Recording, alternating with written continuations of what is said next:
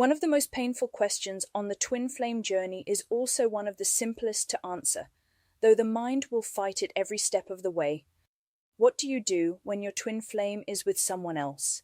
Married, dating, living in another city, building a life that does not include you? Or the question that often carries even more guilt and confusion: what do you do if you are married when you meet your twin flame? The answer to both questions is the same: you do nothing. And I know how infuriating that sounds when your nervous system is on fire and your heart feels like it's being torn open. But the truth of this journey has never been comfortable for the ego. Your twin flame is you, which means something very important that is rarely spoken about clearly. Their karmic is your karmic, and your karmic is their karmic.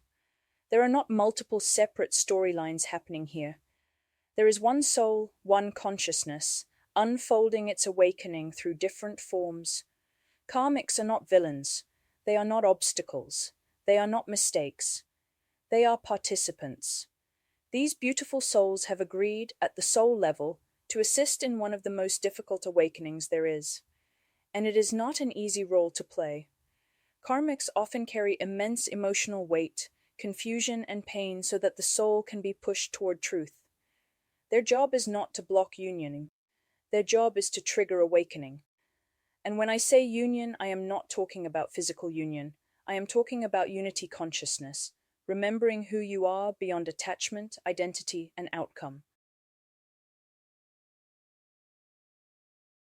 Another misunderstanding is thinking that karmic or third-party energy always shows up as a romantic rival.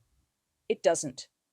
Karmics can be a spouse, a job, a financial situation, family expectations, children, social pressure, fear of loss, fear of being judged, fear of choosing truth over safety. Anything that pulls you back into ego identity rather than presence can act as karmic energy. And again, this applies to both of you, because there is only one soul.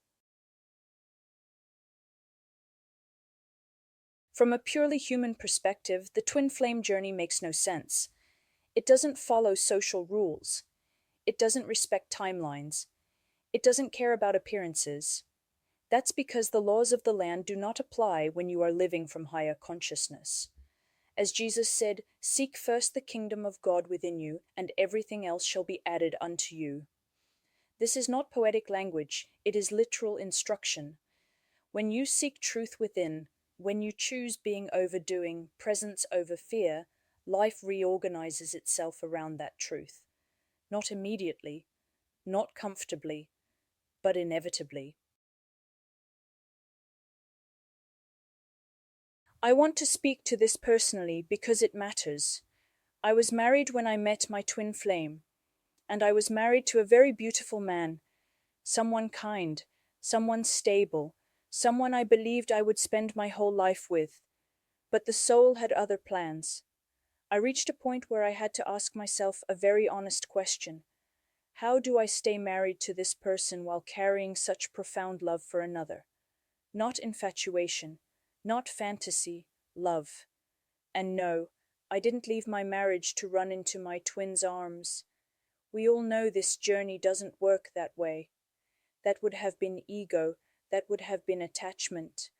I left because I could no longer live a lie. This journey never promised ease, it never promised comfort. It never promised a happy ending that looks good on paper, but it does demand truth. Sometimes truth asks you to walk away from what is familiar so you can stand in what is real. If your twin is married with someone else or physically distant, the mind will want to fix it, to intervene, to explain, to wait, to chase, to surrender in order to get. But true surrender has no agenda. You do not break karmic bonds by fighting them. You dissolve them by outgrowing them. And outgrowing them means releasing your attachment to outcome.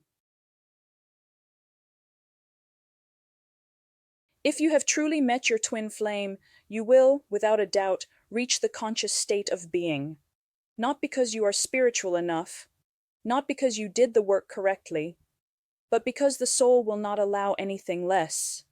In this state, something remarkable happens. You stop caring about outcomes, not in a numb way, in a peaceful way. You stop asking, when will they come back? What about the karmic? What if I lose them? The soul does not care about outcomes. It cares about truth. And when you are surrendered, truly surrendered, life begins to move differently, softer, cleaner, without force. And then, almost as if by magic, though it isn't magic at all, things begin to shift. Karmics fall away. Situations resolve. Distance collapses. Timelines reorganize. Not because you made it happen, but because there is no longer resistance. Unity consciousness does not fight reality. It allows reality to rearrange itself. This is the paradox of the twin flame journey. When you stop trying to reach union, you remember you already are. And from that place, everything that was never meant to stay quietly dissolves.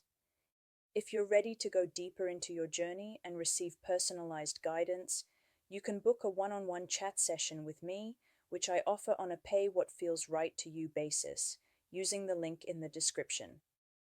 I have also created a free 30-day soul alignment program, which you can either access through my website or right here on YouTube. I've put the links to that in the description too. Stay present, stay aligned, and remember, love is your truth.